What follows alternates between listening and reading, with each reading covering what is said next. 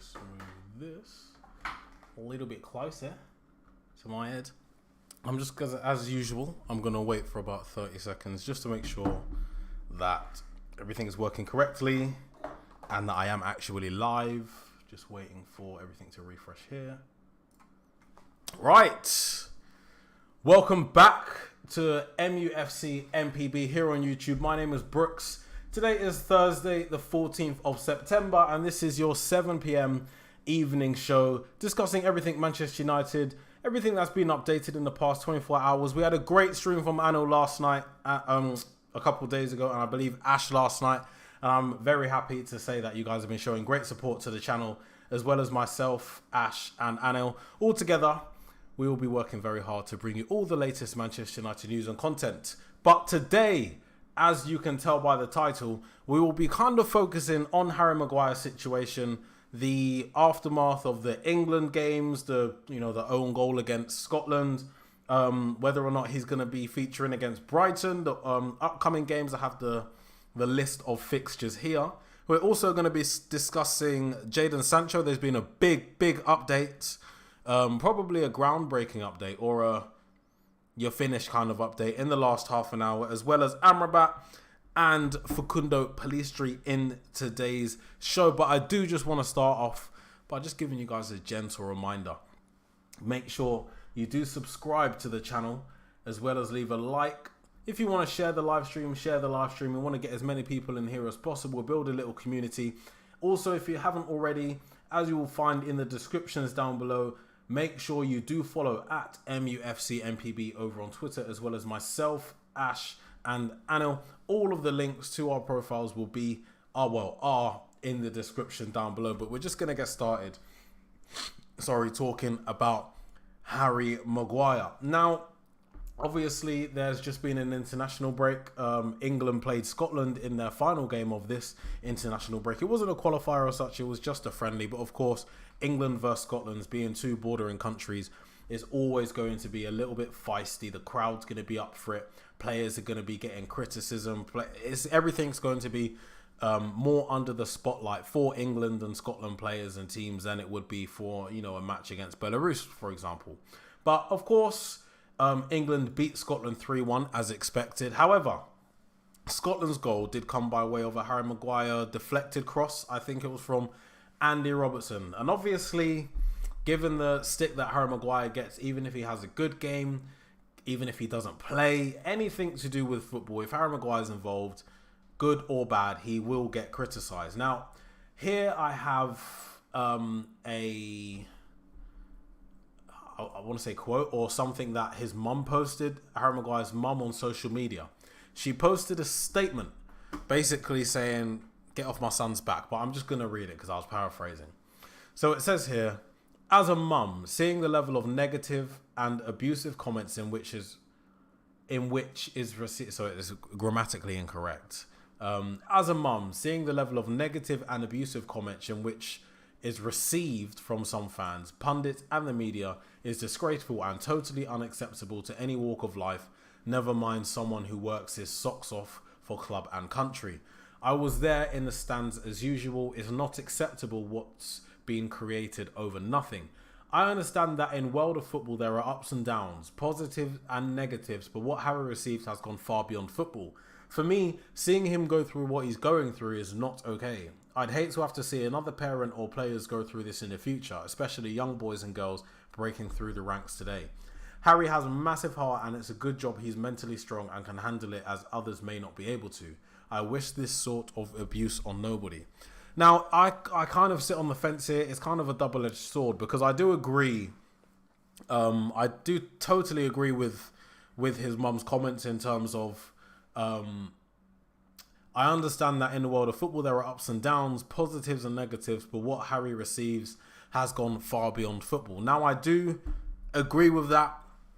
Me personally, I like to be careful with what I say on social media, especially when you're criticizing players. Some people don't understand or don't know the difference or where the line is between criticism and abuse. When it gets to football and his technical ability and what he contributes to the team, what he contributes to the country, yes, you can criticize that because as of late, he hasn't been playing very well. He hasn't been on form. And I think a lot of it comes from us being able to understand and see that Harry Maguire isn't a bad football player. He's just not a right fit for Manchester United. He does perform well for England, but that's because the system just suits him a little bit better. I think with Harry Maguire, there comes a bit of, I don't know what the word is. There comes a bit of a show. It's not like a eccentric show. It's not the Anthony show. It's not the Ronaldo show. It's Harry Maguire. It's sort of a different type of, I want to say, arrogance that he has on his shoulders. Because yes, he was the captain of Manchester United, and we do understand that was a mistake, and there's a reason why he's not the captain anymore. But at the same time, given the level of criticism that he receives on a regular basis, you'd think maybe advisors that he has above him or his friends, his family will say, Harry, don't do these interviews. Don't say that if you do an interview. Just keep yourself out of the spotlight. And then you won't be receiving any of this abuse. Because when Harry Maguire makes comments such as, I'm good enough, there's a reason why I've been picked by managers in the past and the England manager, I think it triggers people. It's sort of a thing, you can understand. A bit of self-reflection is needed here. You can see that you haven't been playing very well. You can see that you're under a lot of criticism, justifiably. Don't then go out and say, I'm good enough, there's a reason I've been picked. Yes, so I do agree with Harry Maguire's mum in that section of the statement, but at the same time, I don't. The next paragraph here says, for me, seeing him go through what he's going through is not okay. I'd hate to have to see other parents or players go through this in the future, especially young boys and girls breaking through the ranks today. Again, I kind of agree, and I don't really agree with this because yes, footballers are footballers. Football is a results-driven business. Better results, better money, happier fans, bigger wages. If you win, basically, the more you win, the more you get. Harry Maguire is someone who's never, apart from Manchester United, he's never played at the upper echelons of European football, international football, but he's always been guilty of a mistake.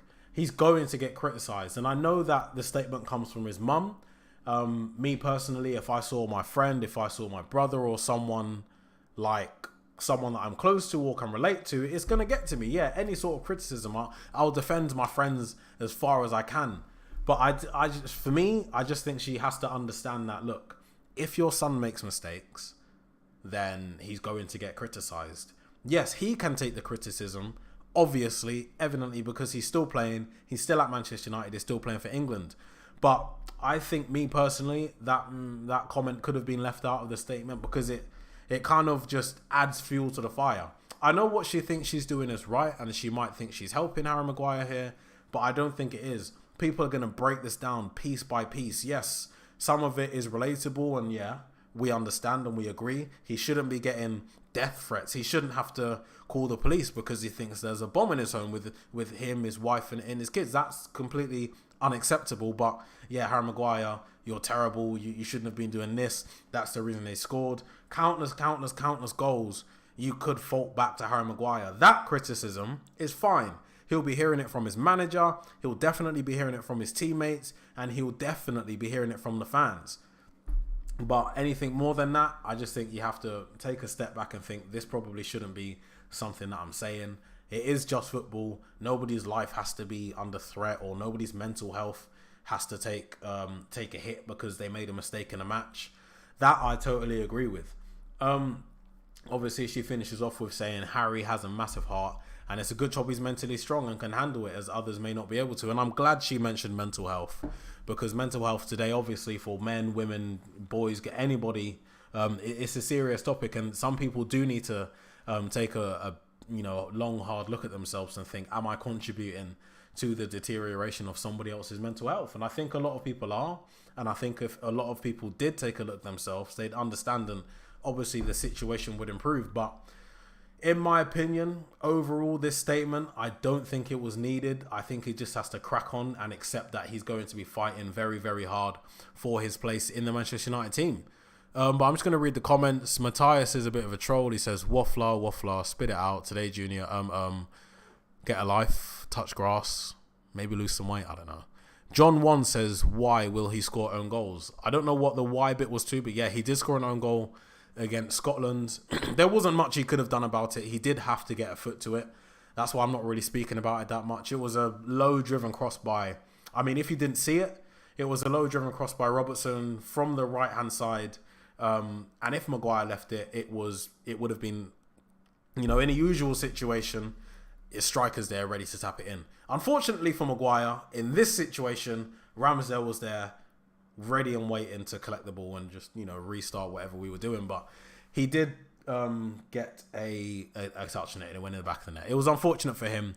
Also, another thing, during that Scotland game, he was getting olays every time he got the ball. And that, I don't know if his mum will be referring to that, but yeah, if it's that, just deal with it, innit? Just deal with it. I think those are the type of things you have to leave out of your statements and stuff, because it does kind of make it look like you're coddling him. He's a grown man. He knows what football is. He knows what will happen.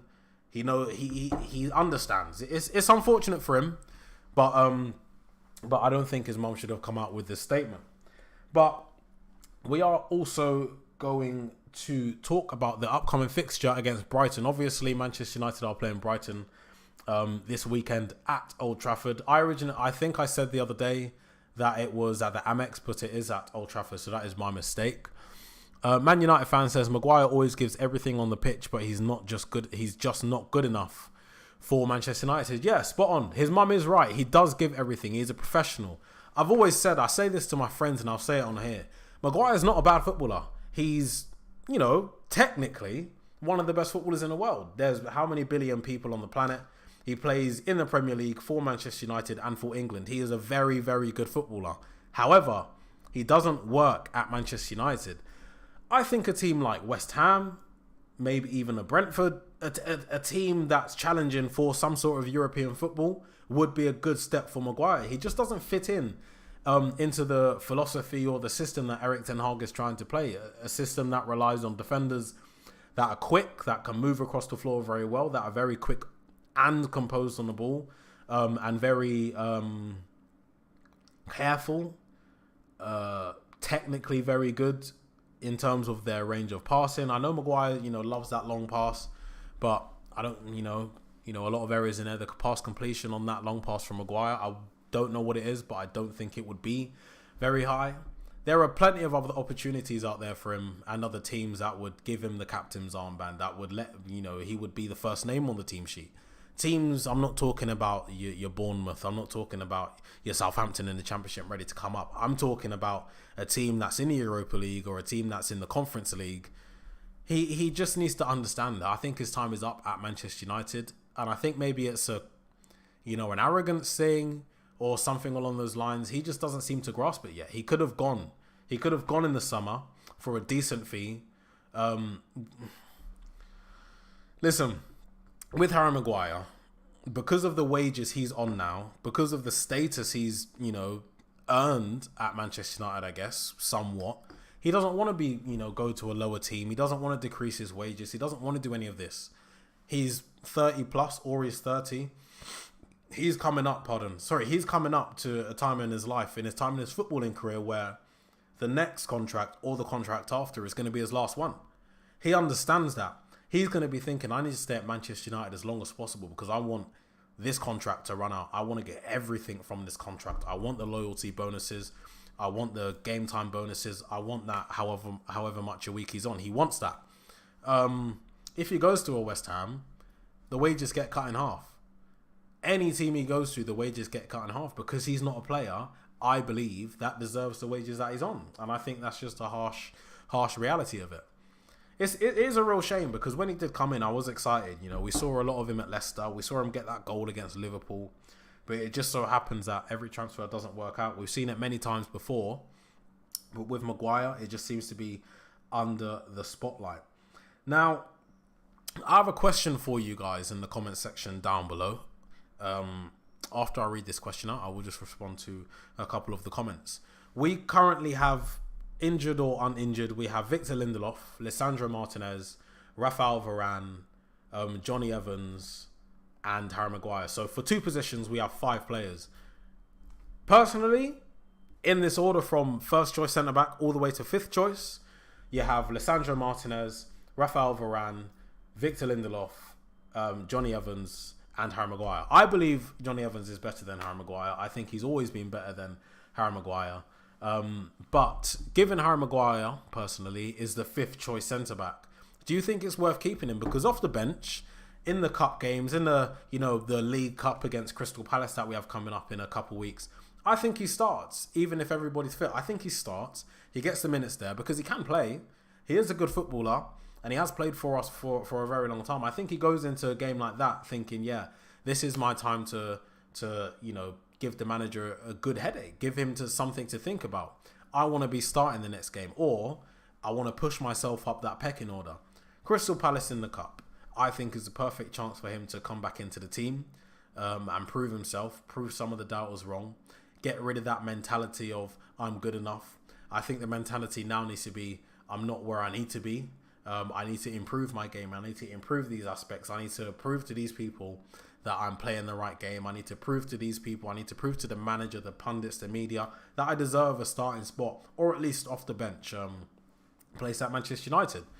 But John Wan says, is being paid huge money to score own goals. Why won't they mock it? Exactly. I think everybody in football gets criticised. Ronaldo gets criticised. Messi got criticised. These are two of the greatest players of all time getting criticism every single week. It just so happens that the positives tremendously outweigh the negatives. With Maguire, it at the moment seems like the negatives are kind of outweighing the positives, and that's why he gets more criticism than other players. Other players don't avoid criticism. It's just not mainstream. It's just not as frequent because they don't make mistakes as frequently. He also doesn't help himself, as I said before, but I'm not going to go back onto that. But yeah, he will get criticised. The mocking, the death threats, all of that stuff, completely out of order, and I do agree with his mum. But criticism is just a part and parcel of football. Spencer says, yes, definitely. Big up, Anton. Hello, man. Hope you're good. I am good. I've had the longest day at work. Couldn't begin to tell you how tired I am. I was this close to taking a nap. And by taking a nap, I mean an involuntary nap about half an hour ago. And I definitely would not be here talking to you guys now if I did. Maguire to score a hat-trick, OG for Brighton. God forbid. God forbid Harry Maguire scores another hat-trick scores a hat-trick in his own net against Brighton. But moving on to some absolutely breaking news. 29 minutes ago, it was reported by Carl Anker. So Anchorman616 on Twitter is his handle, but he's a reporter for The Athletic. He says Jadon Sancho has refused to apologise to Erik ten Hag, hence his omission from the Manchester United squad. Now, if you haven't been up to date with Manchester United today, Jadon Sancho has essentially been banished from the first team training squad, so he is no longer training with the first team players or Erik ten Hag. He's training with the youth team facilities, and this means he'll be unavailable for selection until he does return to the first team training fold. Now, I'm taking two things from this. One, I was completely wrong, and I'll own up to it. I said in a show last week that I was presenting that the reason Jadon Sancho might not have taken down his post, it took him, I think, 8 days or something, was because he probably shook hands with Erik ten Hag. You know, they settled their differences. Maybe they cleared up the air a little bit, or got over the confusion that was there. And that's why he was keeping it up. However, it seems I'm wrong. He just held his ground. It seems like he's a stubborn guy. It seems like, and I wouldn't say that negatively, in a negative way. I say it more in a sense of he really believes what he's saying, and he really believes that, one of his points was he's been made a scapegoat, and he's standing firm. Whether or not it's the best thing to do, if he believes he can, carry on playing for Manchester United, I don't know. Apparently not. But look, I don't know how long he's going to be training with the under-21s or in the under-21 facilities by himself, by the way. But I hope that it isn't too long, because obviously, as you know, Anthony's not available for selection at the moment. We only have one right winger, in Facundo Pellistri, who I will be speaking about a little bit later on. But yeah, Jadon Sancho is unavailable for selection at the moment. Unfortunately, I was hoping to see him back in the next couple of games. But I will just take you through the club statement regarding Jadon Sancho. Manchester United's statement earlier today says Jadon Sancho will remain on a personal training program away from the first team group pending the resolution of a squad discipline issue. Now, this is the perfect segue to me asking you guys a question via a poll. Hello, Stefan. I see your comment there. After Sancho's... I'm going to ask you guys, after Sancho's emission from the first team training squad... Wait. I need to type this out. Should he...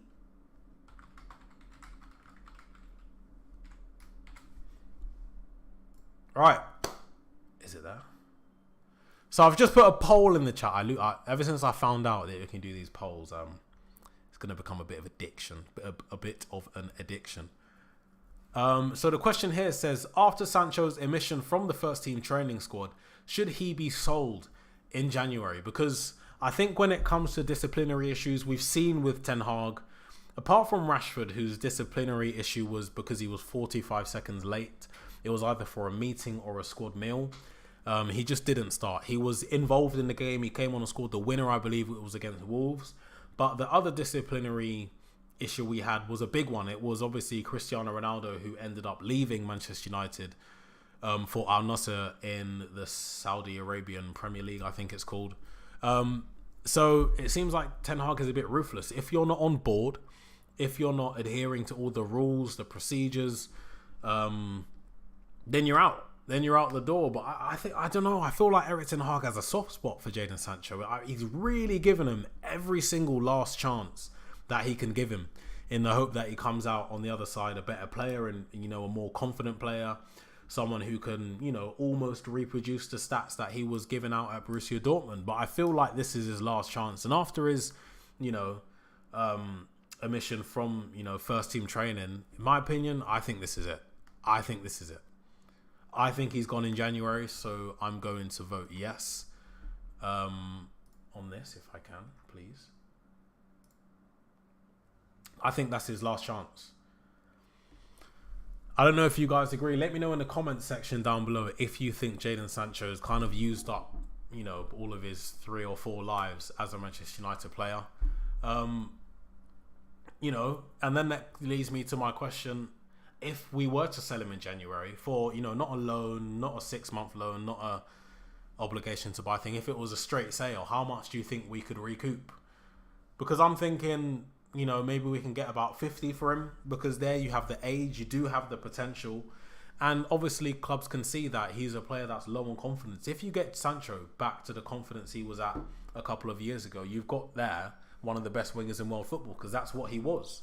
That's what he was doing. He was producing week in, week out at a high speed, high tempo against some of the best players in the world, with some of the better players in Europe. He was doing it in the Champions League as well. I think clubs would be stupid to pass up on Sancho, to be perfectly honest. I think there were rumours maybe in the last week or so that Borussia Dortmund might be interested in re-signing him on loan, but that came out to be false.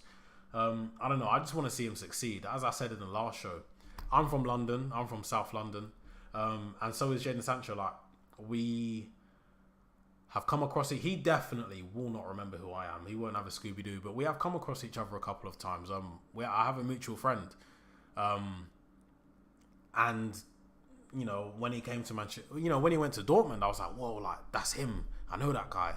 And then when he came to Manchester United, it was, for me, I don't know why I felt accomplished. I don't know why I felt some sort of satisfaction, because obviously I'm not the one playing for us. But it is very sad, and I do get upset, and I do think, man, it's such a shame seeing him go through all of this. But at the same time, it is football. Football is ruthless. It's a ruthless game, and you'll get left out in the cold if you don't take your opportunities as quickly as you can. And I think it could happen to Sancho if he doesn't, you know, look at another club that's in for him and think, yeah, I could do well there. I want to be playing at least Europa League football. I want to get my career back on track, I think it would be silly for him to pass up on the opportunity. So the answer to my question is yes. And the answer to my follow-up question, how much do you think we could get for him? I think we can get around 50. I think we can get around 50 million for him because he's still young. He's younger than me. He's a year younger than me. He's 23. He's so young. But Matt Gummy says, honestly, too much bad blood at this point. It's gone too far. Correct. From both sides, maybe, but I don't think it gets better moving forwards, which sucks. Yeah, it definitely does suck. And I think you are right with your first point there. There's too much blood. You know, not literal blood, metaphorically, but I think you're right. It is a real shame. Spencer says, did you see the news about Martial? I really don't see why they made a massive deal out of it. Yeah, so I was thinking that, well, the stuff that I saw regarding Anthony Martial was he left training after 5 minutes. And I didn't click into it. I didn't read any further because I was at work. And I, rightly assumed, as the article would want me to, that he picked up an injury and went home, or there was some sort of issue when he went home.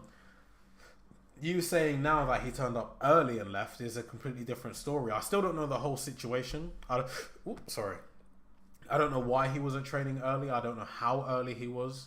I don't know if he has a different plan. I don't know what's going on. But as long as he's not injured or anything like that, then I really don't care, to be honest with you. Man United fan says, no player is bigger than the club. No player has ever been bigger than the club. No player will be bigger than the club. And I think in this age of social media and everybody has, 20 million followers on Instagram, another 10 on Twitter. I think when you have that sort of engagement, whether or not people want to admit it, I think it does get to your head because, look, listen, when you have, 25 million people following your every move, it will give you some sort of, wow, I am him. I am that guy. I am Jadon Sancho, for example. I think it does get to you. I think, and then on the other side of that, you do something wrong, you make a mistake, it's going to backfire. All of those followers are going to turn from your best friends and, people who, I love you, Jadon, I love you, Marcus. They're going to turn from that to, you need to be sold. You need to, do all of this and that. And I think that's where it takes a big hit. But, yeah, there's no player bigger than the club. Olivier Laurie, is that Olivier Laurie? Says Sancho's career will end like Eden Hazard. It definitely will not. And I pray that it won't end like that. It's very sad the way that Eden Hazard went out. Matt Gummy says, he's not showing the character or initiative to even want to get back to that place. He's not even showing up. They're having to trick him just to get there on time. He's his own worst enemy. Now, I know a few time terrorists. And by time terrorists, I mean, listen, bro, arrive at 8:30 p.m. Maybe it might be 9:15, 9:45. I'm on my way. I'm 5 minutes away. You don't see them for ages. Some people just have really, really bad habits. And I think in a lot of walks of life, you can maybe get away with it. You can scrape the extra 5 minutes, extra 10 minutes. But when you're a professional footballer, when you're at a club like Manchester United, when your meal is at 8 o'clock in the morning, you're there at 7:55. When the meeting's at 3 p.m., you're there at 2:55. There's no room for... Look, Rashford was 45 seconds late for it. It was either a meal or a meeting, and he got dropped. I think those are the standards that should be in place at every football club. But Erik ten Hag, evidently, as we can see, is really, really maintaining those standards. He's not letting anybody slip. And this is what I mean when I say I think Erik ten Hag might have a soft spot for Sancho, because he's given him the opportunity to really try and prove himself. He would have been late a few times. And remember as well, by the way, he was going through something at the back end of last year. Was it the back end of last year? When he had the 3 months out. There's not much I can say on that publicly, but there definitely is a reason why Erik ten Hag is almost looking out for him a little bit more, trying to show him some tough love. But yeah, when you're a professional football player at Manchester United, being able to show the character and initiative to show up on time is a massive thing. I think even if you don't think showing up on time is going to make a difference, whether you're 5 minutes early or 5 minutes late on the training pitch, I think it's all about the mindset. It's about keeping your standards, keeping your energy the same. Keeping your standards, keeping your energy the same, showing the people around you that you really, really care. Because look at it from another person's point of view. If you're at Manchester United and you're not showing up on time, it shows that other people, your teammates or the manager, like, he just doesn't really care, does he? Maybe he's here just for the money. Maybe he's here because he got the chance to be here. But when you get to that stage, you have to carry on. You have to train harder. You have to wake up earlier. You have to put in more and more effort. And I think maybe he's not. I don't think he's lazy in the sense. I think obviously he has shown the character and initiative to get to where he's at, because I always say it to everyone, you don't accidentally end up at Manchester United. It doesn't happen by accident. Every player who plays for Manchester United or is bought by Manchester United has done something to warrant the purchase, to warrant the bid, they've earned it. You're not a Premier League footballer. You're not a professional footballer by accident. It doesn't happen by accident. It happens because you put in the effort, you have a good character, and you show the initiative, and you put your body through hell. Like, I don't think people understand. Footballers have put themselves and put their limbs and their heart and their lungs through absolute hell just to get, even on the bench, just to get signed by a club. You have to put yourself through stuff that you wouldn't do for anything else. And a lot of people don't see it, so they don't know it and they don't realize it, or they think just because they're there now, they can sit back and relax. No, when you get there, it intensifies tenfold. The higher you get, the more intense it gets. So I agree with you half, but I don't agree with you on the other half. And I agree with you, he's not showing up on time. Yeah, that's not good. He's his own worst enemy. He is. But at the same time, he definitely has been showing the character or initiative because he's staying in shape. He was good in pre-season. He plays for Manchester United. You don't end up there by accident. And obviously the poll is up to an end now, and everybody says, yes, we should sell him in January. Sorry. Amira says, evening all. I like what Erik Ten Hag did. No more player power. Yeah.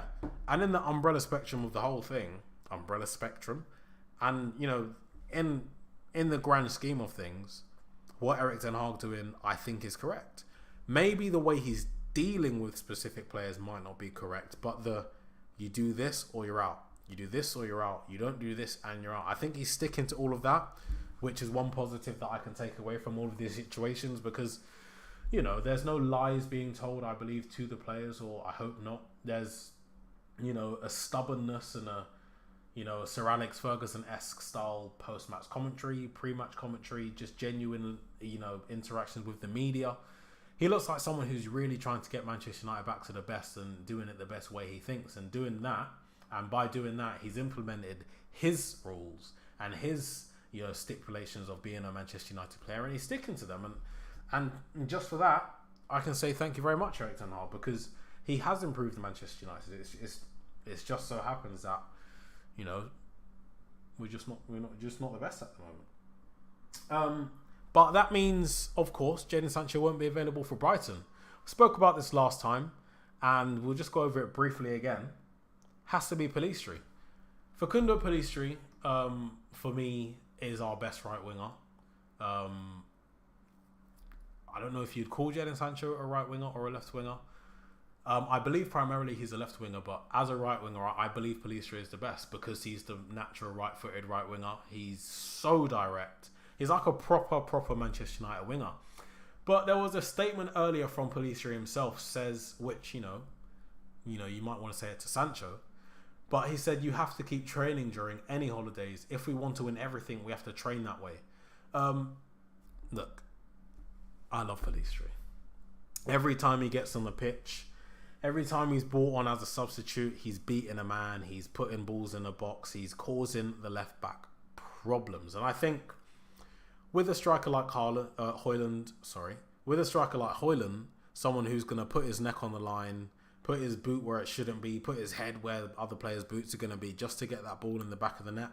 Having a player like Facundo Pellistri on the wing ready at any opportunity to put a ball in the box, I think will just be a massive benefit to Højlund himself and the team. It's going to help the team overall. Hopefully we're going to score more goals, and hopefully we're just going to be better overall, because apart from Pellistri's attacking talents, he is a good defensive worker. He works hard.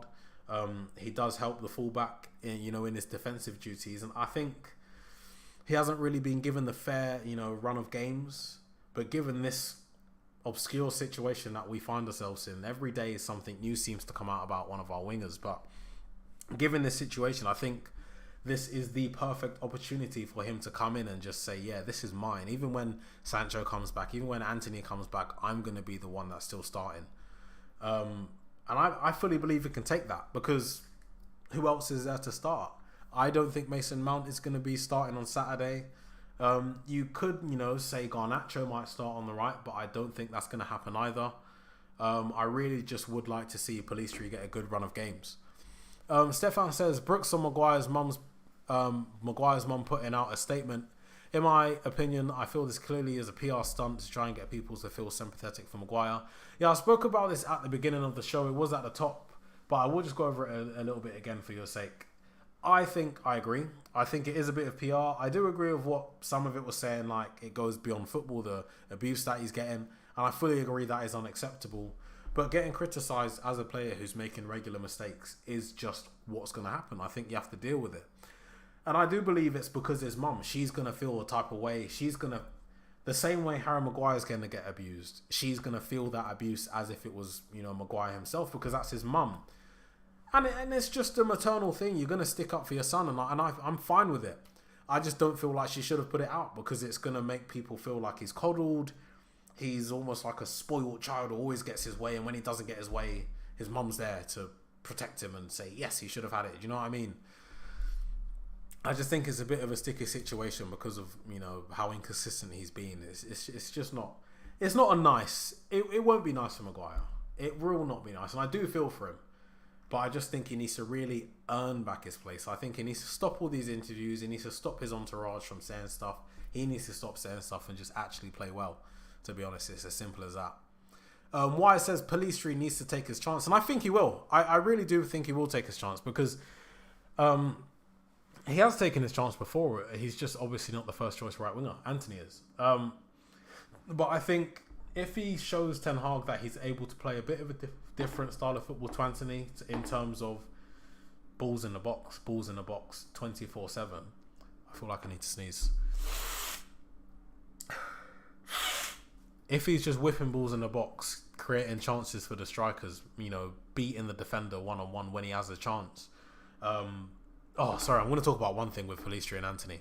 One thing I cannot stand with Anthony, I'm going to look directly into the camera for this.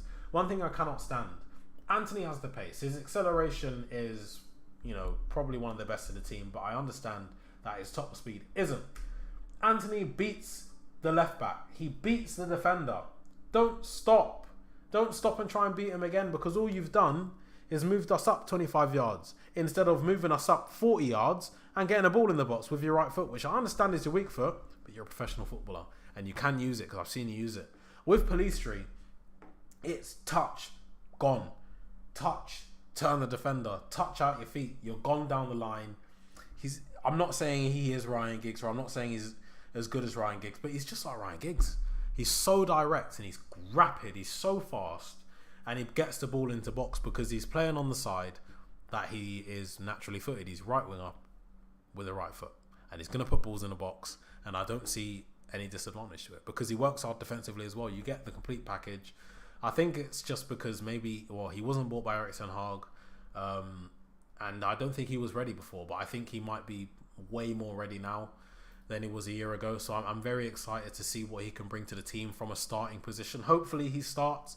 Look, if Garnacho starts, I won't be mad, but if Garnacho starts, then he does need to understand he's playing on the right, get the ball in the box, because he does have way more experience, first team football starting than Facundo Pellistri. Stefan says, yeah, I agree with what you're saying in regards to Harry Maguire. Emeritus says Bruno out of position is not working at all. Hopefully Bruno stays in the middle with Casemiro and the other player who I will be finishing off the show with. But Stefan also says it's finally Pellistri's time to shine. Looking forward to the Brighton game. Hopefully Saturday is the start of a good run for Pellistri. He's got my full support. Also, it's at Old Trafford. We do very well at Old Trafford. I think if we were playing at the Amex, Garnacho might have started because he does have the experience in big games especially. I know Brighton isn't, a big game, but they are a very good team at the moment. And at the Amex, it will be an extremely extremely difficult game. So I'm even more inclined to think that Pellistri will start because it's at Old Trafford. The crowd will get behind him. I don't know anybody that isn't a fan of Pellistri. I don't know anybody that can't see the dedication that he's put in, the hard work that he's put in to get to warrant a Manchester United starting space. Mr. Stats said, "Do you think Maguire starts?" Nope. Lindelof and Martinez are both fit, I believe.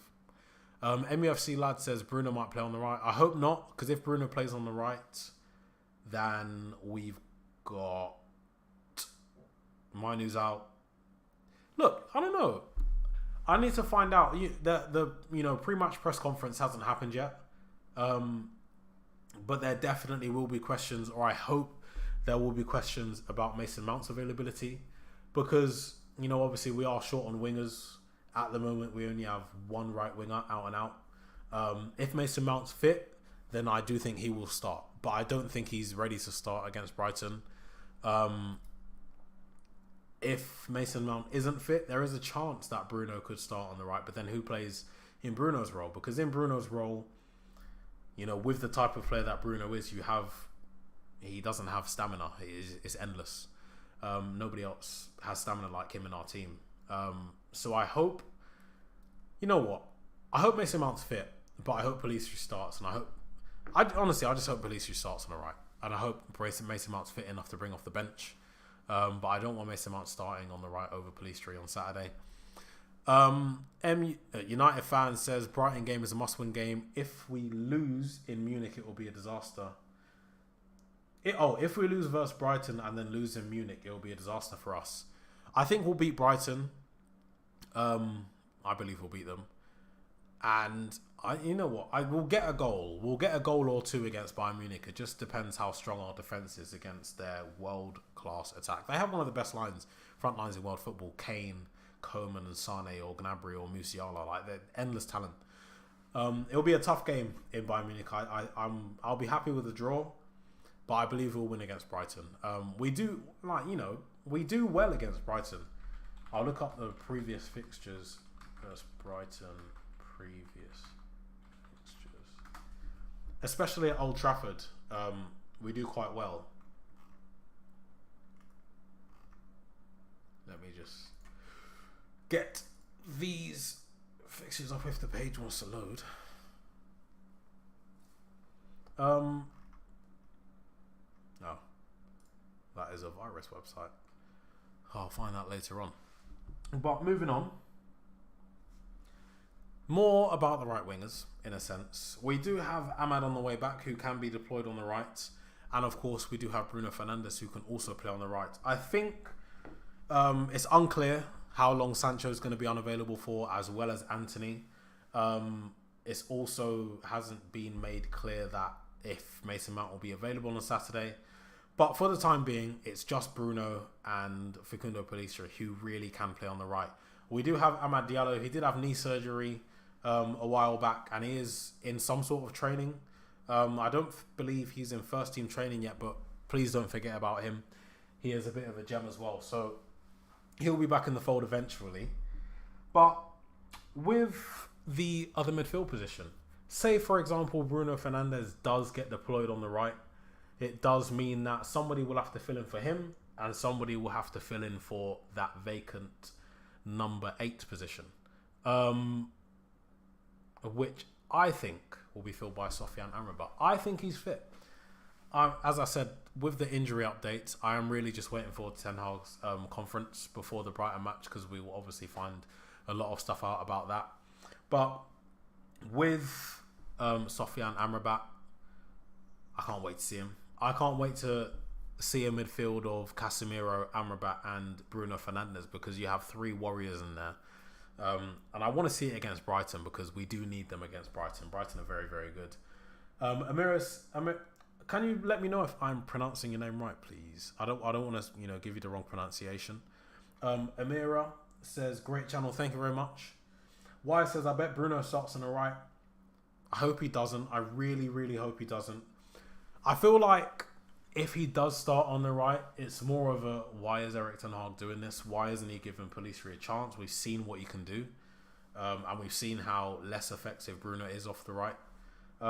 Stefan says, I think we should wait till the Bayern game to bring back Mount into the starting lineup if he is fit. However, I think that he could play a small role in the Brighton game to gain some match fitness. Yeah, 100%. That's exactly what I'm thinking. Exactly what will probably happen, to be honest with you guys. I think you don't... Look, Brighton aren't as good as Bayern Munich, obviously. But I think Brighton are one of the better sides in the Premier League. And bringing back a player who hasn't played any football for a while into a match like that isn't a good idea. I think he comes on in the 60th minute. We all know Ten Hag loves those 60th minute substitutions, 60 to 65 minutes. And I think that Mount comes on then either on the right to get the running in for the legs or in the middle, and Bruno Fernandes goes out to the right. I don't think Facundo Pellistri plays the whole 90. And I believe that because Mount probably does. He probably is in Ten Hag's thoughts for the Bayern Munich game. And he would be in my thoughts too. I think he's a very good player. And I think he'll make a world of difference against a brilliant team like Munich. And I think in that game he does play on the right. But that's something we will cover more closer to the game, not in today's show. Today's show will be focused more so on the Brighton game in a couple of days.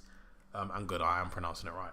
Yeah, but I do want to say, as I did say at the beginning of the show, make sure, if you haven't already, do hit that subscribe button.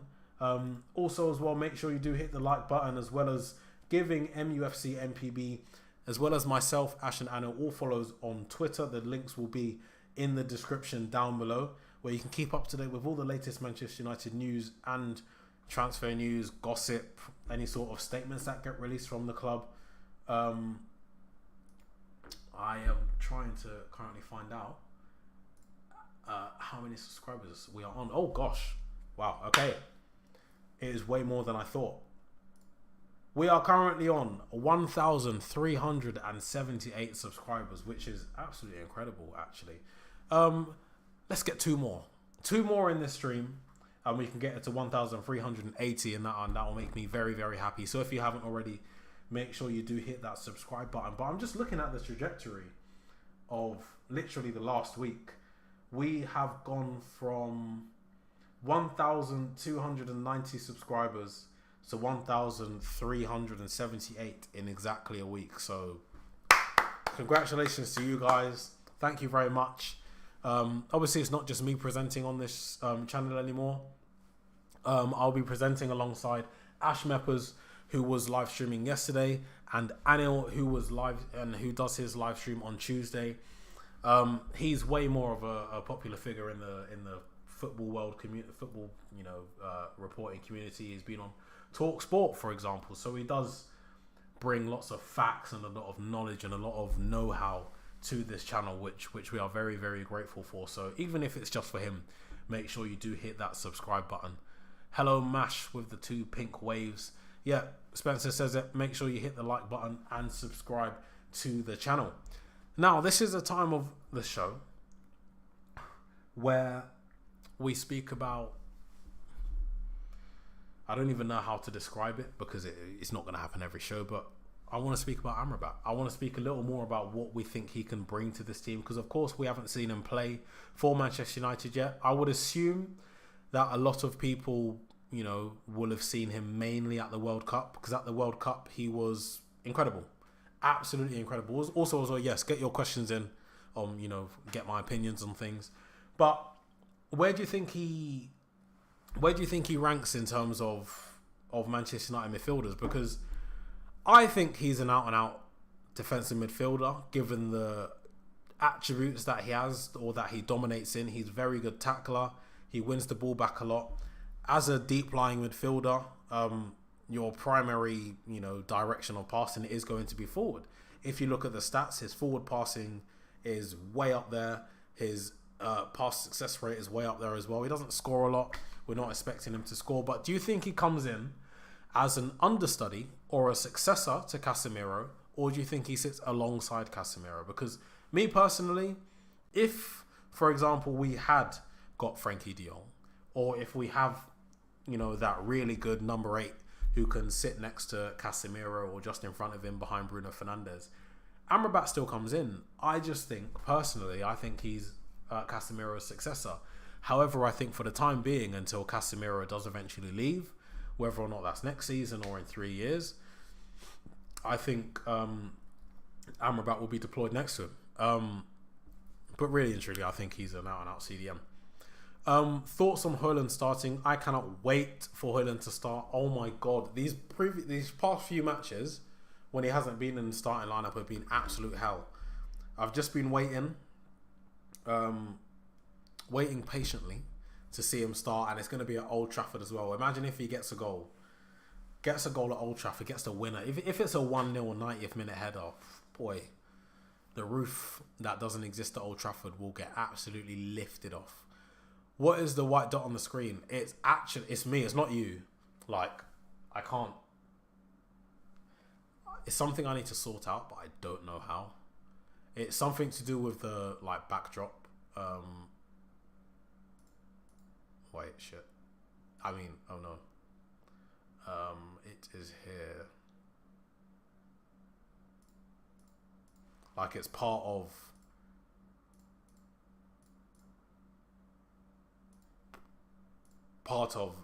the screen. I'm really trying to find a way to get my camera in front of that circle without going in front of the border. It's tricky, but I'll figure it out. Amrabat will do what he does best, recover the ball, and that's what I'm hoping for. I really hope that the Premier League isn't too fast for him, because I know there's that clip of him chasing down Mbappe, but Mbappe wasn't sprinting the whole time. He isn't the fastest player, so I really hope that the game just doesn't pass him by.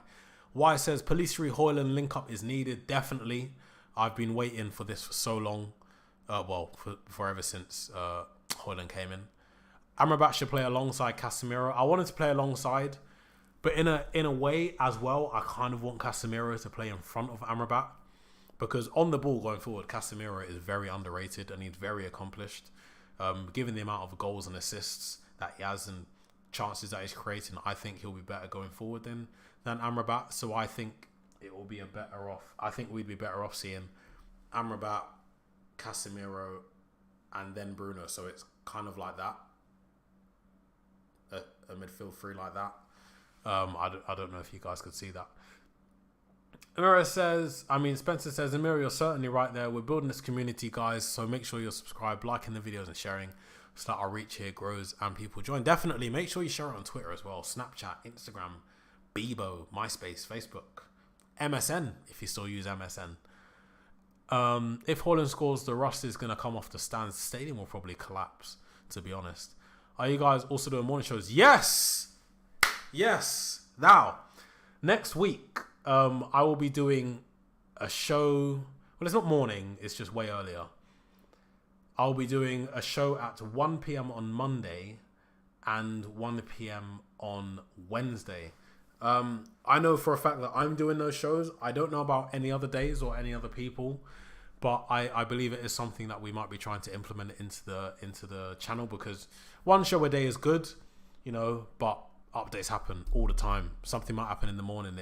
It's not worth waiting 10 hours to talk about it, because it's already been covered by everybody else and their dog. So yes, I'll be doing a early afternoon show next week on Monday at 1 p.m. and Wednesday at 1 p.m. So put that in your diaries.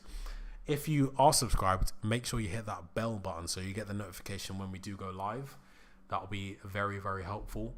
It will help the algorithm, guys. We need 2 holding midfielders in some of the games, like versus Newcastle, Man City and others. Yeah, Amrabat and Casemiro will be perfect for that. I think Amrabat has the fight in him to fit the EPL and keep up with the pace. I'm a watcher of Serie A and he's above the level, in my opinion, one of the most crucial players for Fiorentina. Now, I'm glad you said that, and I wouldn't assume that you would lie to me, so I do believe that you do watch the Serie A. But I have seen a lot of people say that he's overrated. I can't say too much, because I've seen him a few times. I saw him in the Conference League final. He absolutely dominated Declan Rice, and he dominated the World Cup. But apart from a game here or there, if it's on TV, I haven't really seen much of him. So I can only go off what I've seen, and what I've seen is very good. Now, if someone that watches Serie A every week then says he's very good, then yeah, cool. What I'm thinking is right.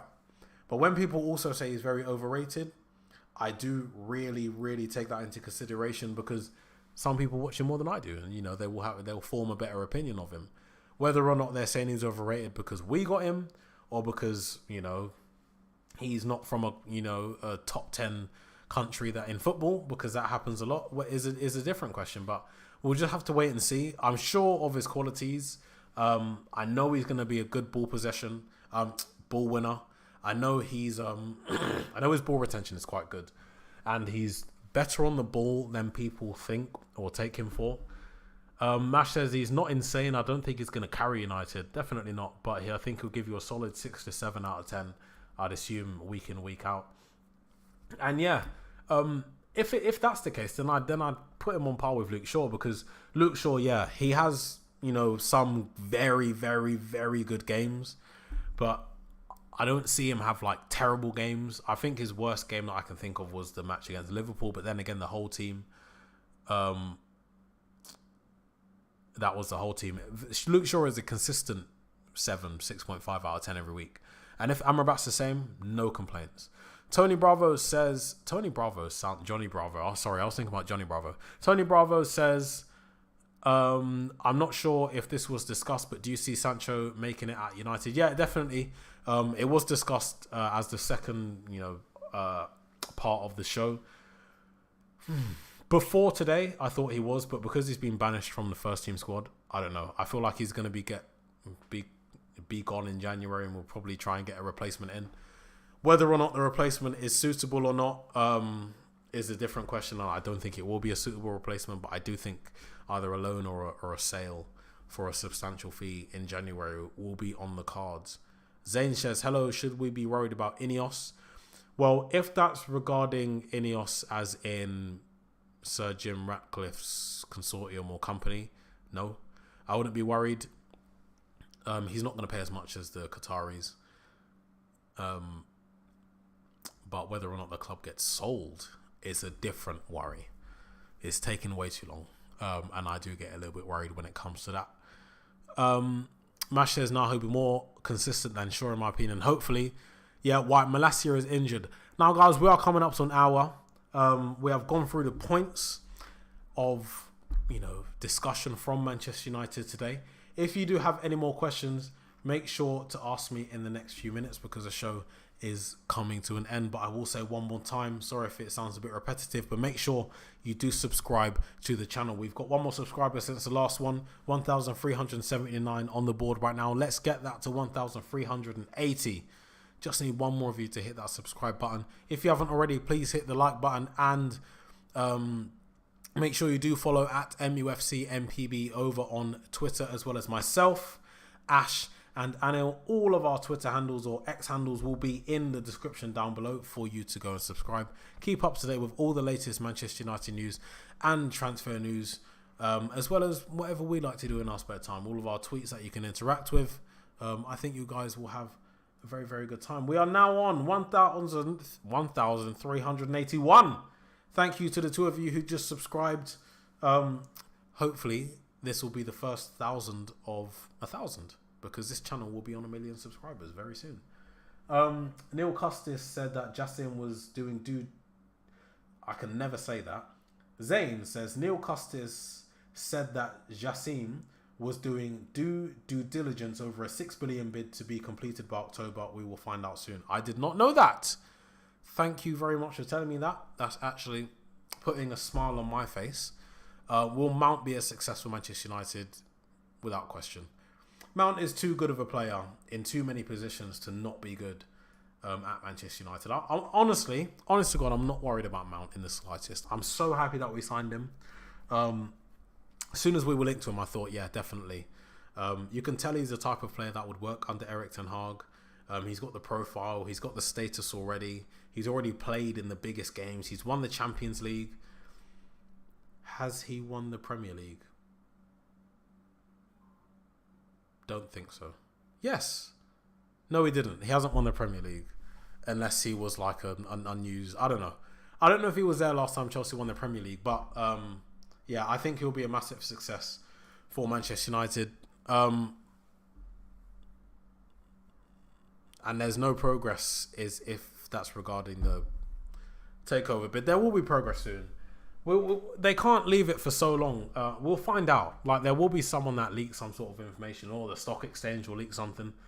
It will be hopefully completed by the end of the year. Hopefully, really, like, fingers crossed, the deal gets done before the January transfer window, and we are able to get someone in that we actually want. Like, I just want a first choice player.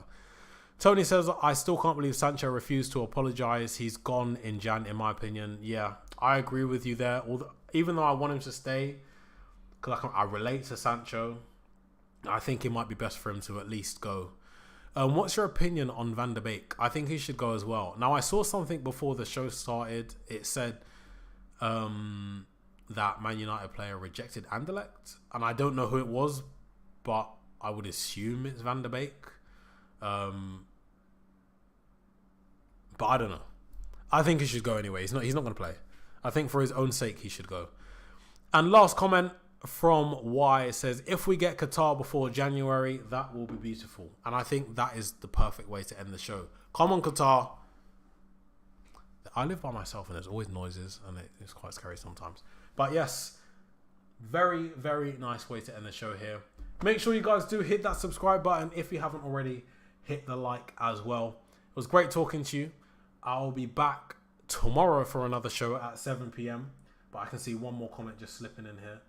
Zane says, where does Sancho even go though? Spurs and Chelsea both got new right wingers, Palmer and Brennan Johnson. He's better than both of them, and he also could go back to somewhere like the Bundesliga or La Liga or something like that.